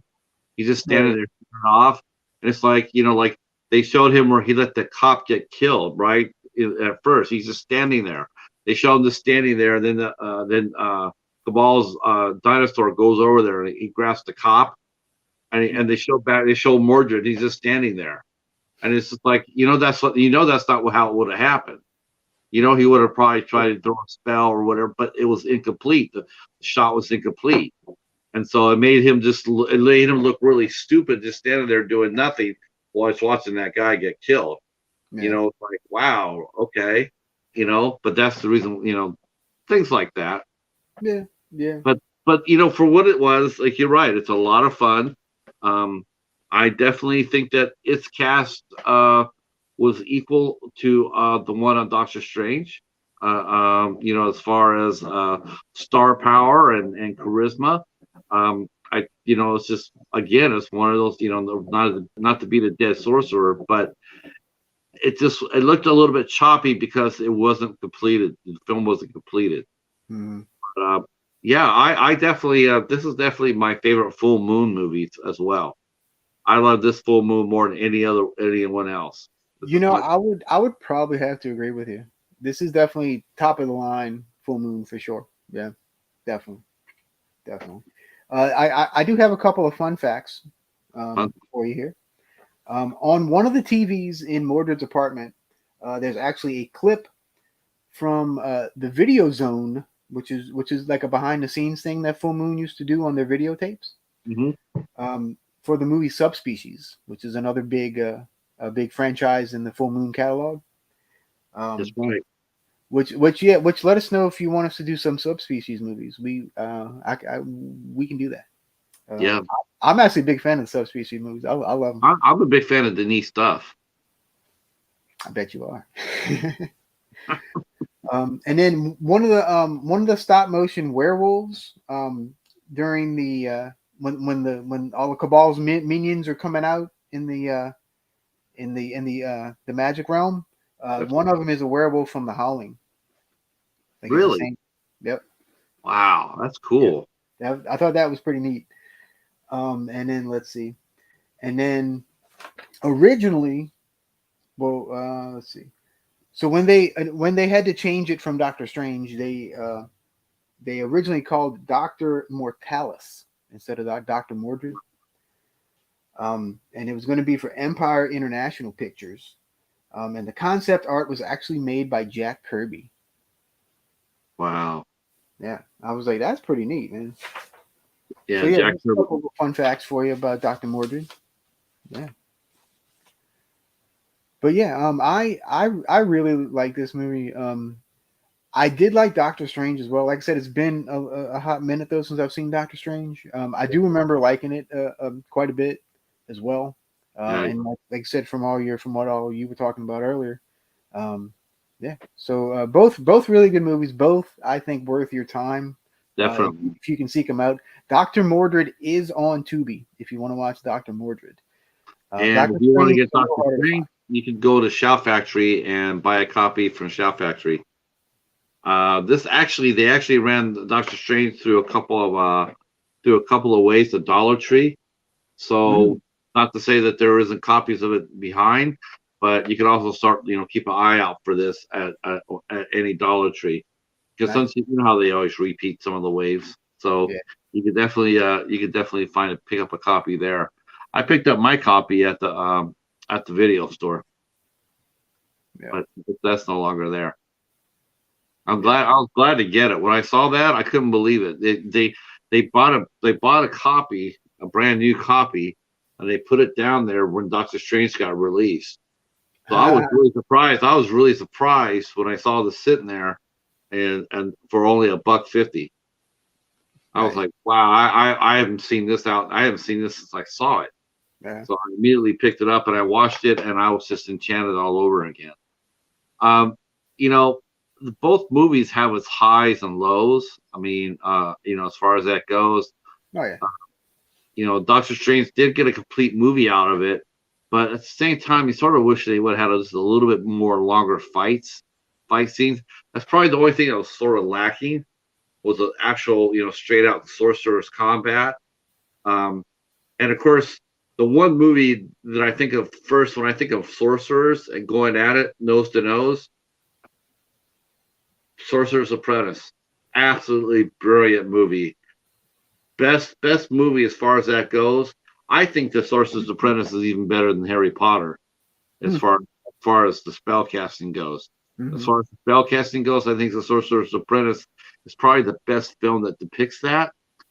But as far as superhero movies both go, you can't go wrong with either one of these. No. If you watch it for in the spirit that they are intended. If you're expecting to get MCU type quality, you're gonna look forever. Yeah, no, this is definitely not that. Definitely not that. Right.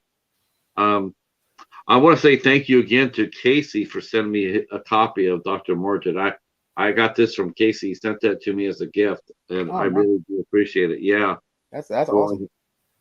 So I was really happy to have it in the collection. Wow. Jim says he bought a bootleg copy of Doctor Strange about 20 years ago at a convention. Yeah, that's because it wasn't released, and it didn't get replayed on TV. It never got replayed on CBS, Jim. It got played one time. It got played one time, never got repeated, not even during the summer months. It's actually kind of lucky somebody saved it, really. Yeah, you're right. You're right. It could easily have been lost. But, yeah.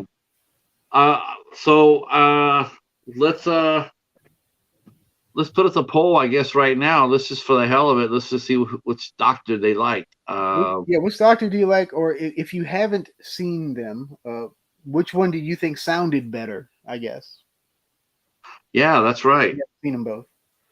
Like I said, I've seen them both. Patrick's seen them both. I'm sure a couple of y'all have. Um, I bet Casey's probably seen them both. Just a guess. Could be wrong. Okay.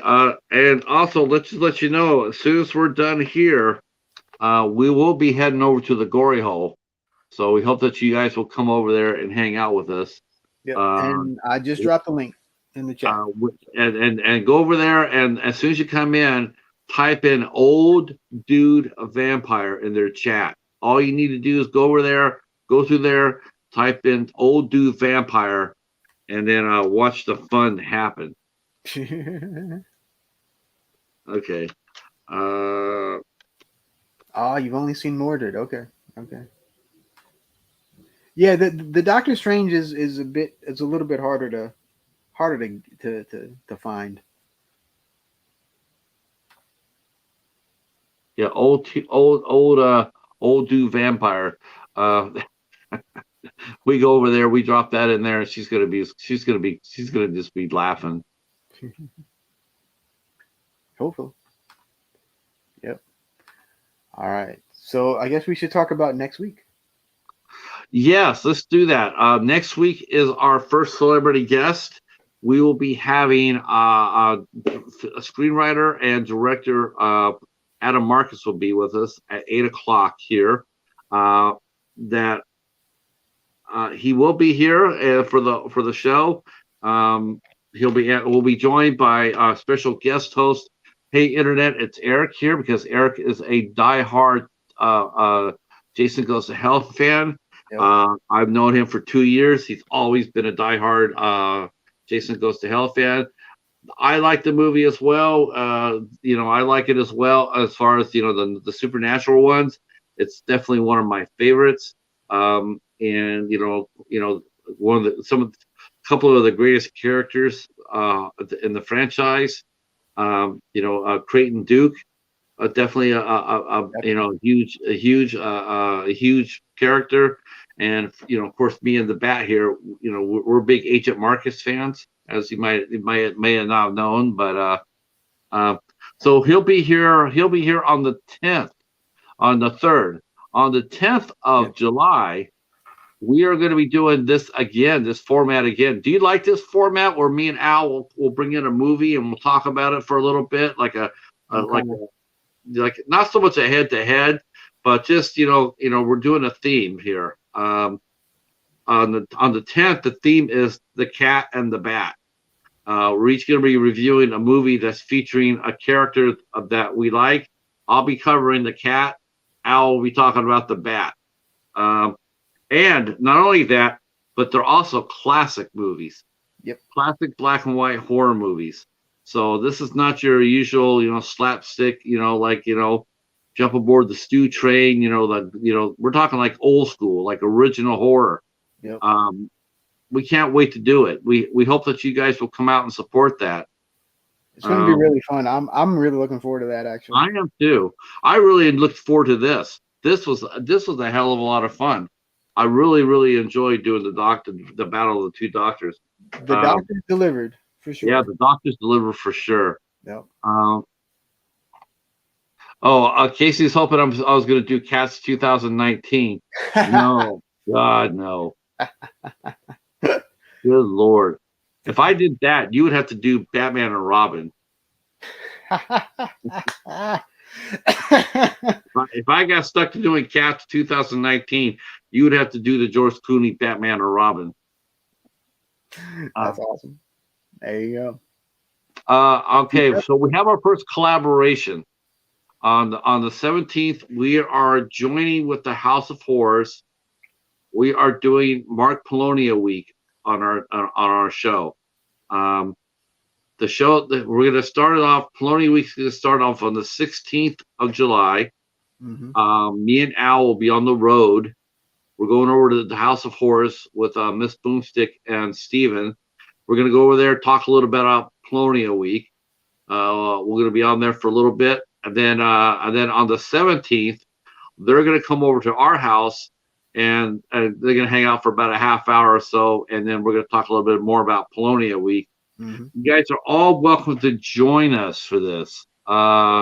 Basically, you get to go to Tubi, where you can find all sorts of Mark Polonia movies at.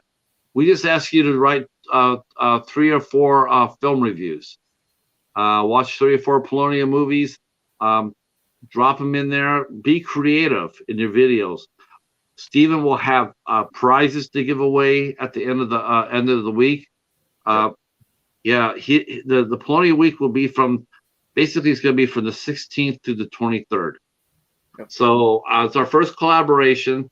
And that includes I'll let you tell that, Al, what's happening with you and Steven on Tubi Tuesday.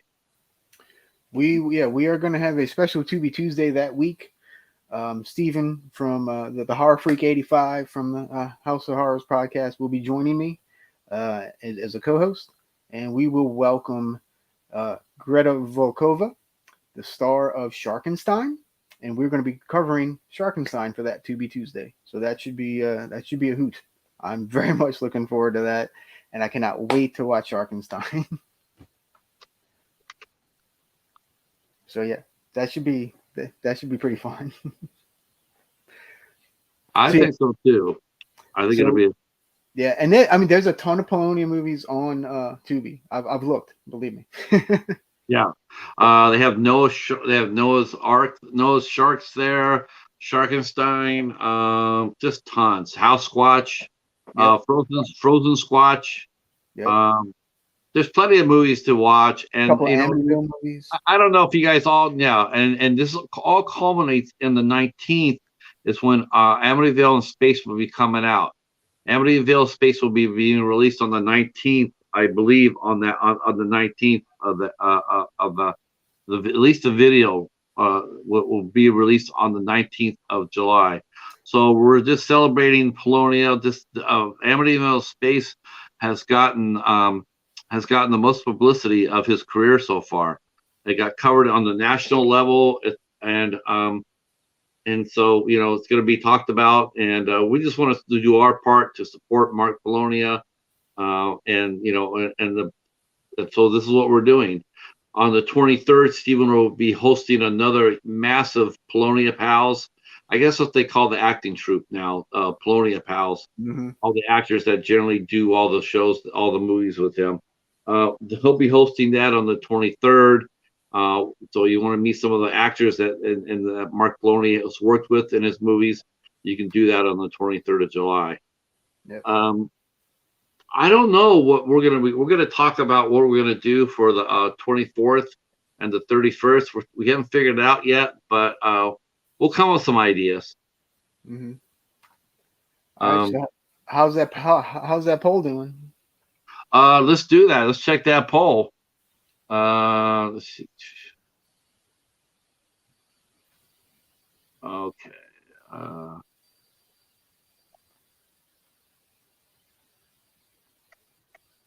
60-40? Jeez, where'd it go? I put it up there. I see 60-40 for Mordrid. Let's see. Do you see the poll? Yeah. That's good because I don't see. I put it up there, but it's not sitting on the top of the. Let me try this.